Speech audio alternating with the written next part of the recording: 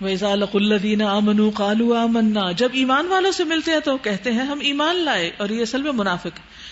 اہل کتاب کے اندر منافقت بھر گئی تھی، حالانکہ وہ بظاہر مسلم قوم تھی.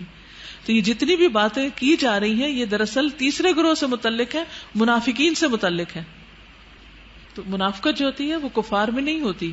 منافقت کس میں ہوتی ہے؟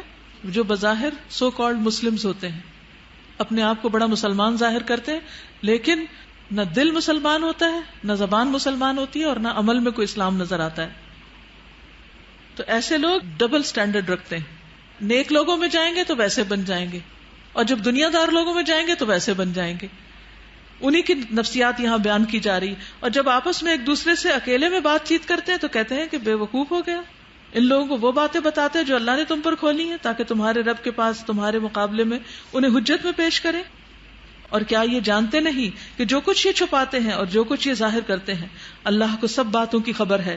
ان میں ایک دوسرا گروہ امیوں کا ہے، یعنی کچھ لوگ تو کتاب پڑھتے پڑھاتے ہیں، کچھ جانتے بوجھتے علم والے ہیں، وہ تو تحریف کرتے ہیں اور حجت بازیاں کر رہے ہیں. اور دوسرے ان پڑھ لوگ ہیں. ان کا طریقہ کیا؟ اور آج دیکھیں تو امت مسلمہ میں بھی دو طرح کے لوگ ہیں. دوسرا ان پڑھ لوگ ہیں، امی ہیں، جو کتاب کا تو علم رکھتے نہیں، قرآن نہیں پڑھے ہوئے. یعنی کچھ لوگ قرآن پڑھ کر عمل نہیں کرتے اور کچھ قرآن پڑھے بغیر بے عمل ہیں. بس اپنی بے بنیاد امیدوں اور آرزوؤں کو لیے بیٹھے ہیں اور محض وہم و گمان پر چلتے ہیں. بس ہلاکت اور تباہی ہے ان لوگوں کے لیے جو اپنے ہاتھوں سے شرع کا نوشتہ لکھتے ہیں، یعنی اپنے ہاتھوں سے کتاب کو لکھتے ہیں. یعنی ان پڑھ لوگ کیا کرتے ہیں؟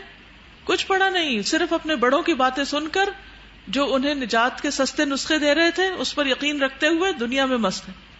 یعنی خوب حلال حرام طریقے سے دنیا کماتے ہیں اور اپنی آخرت بنانے کے لیے اپنے بزرگوں، درویشوں، پیروں، فقیروں کو دے دیتے ہیں تاکہ وہ ان کی آخرت میں ان کو چھڑانے کے کام آئیں.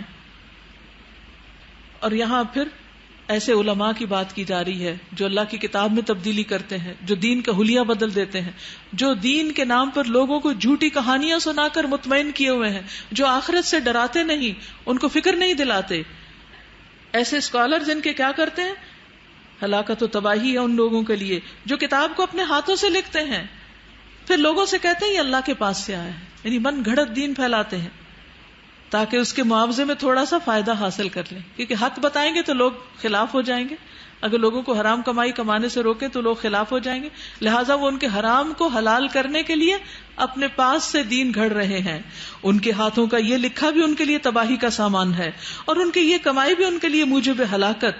وہ کہتے ہیں کہ دوزخ کی آگ ہمیں ہرگز چھونے والی نہیں، الا یہ کہ چند روز کی سزا مل جائے تو مل جائے. پھر ان کے ایک اور غلط عقیدے کی تردید کی جا رہی ہے کہ قیامت کے دن ہم چکے بنی اسرائیل ہیں، پیغمبروں کی اولاد ہیں، اس لیے ہم جہنم میں نہیں جائیں گے، اور اگر گئے بھی تو چند دن کے بعد نکل آئیں گے. ان سے پوچھو کیا تم نے اللہ سے کوئی عہد لے لیا ہے جس کی خلاف ورزی وہ نہیں کر سکتا؟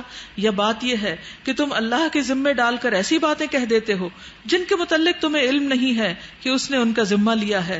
آخر تمہیں دوزخ کی آگ کیوں نہ چھوئے گی؟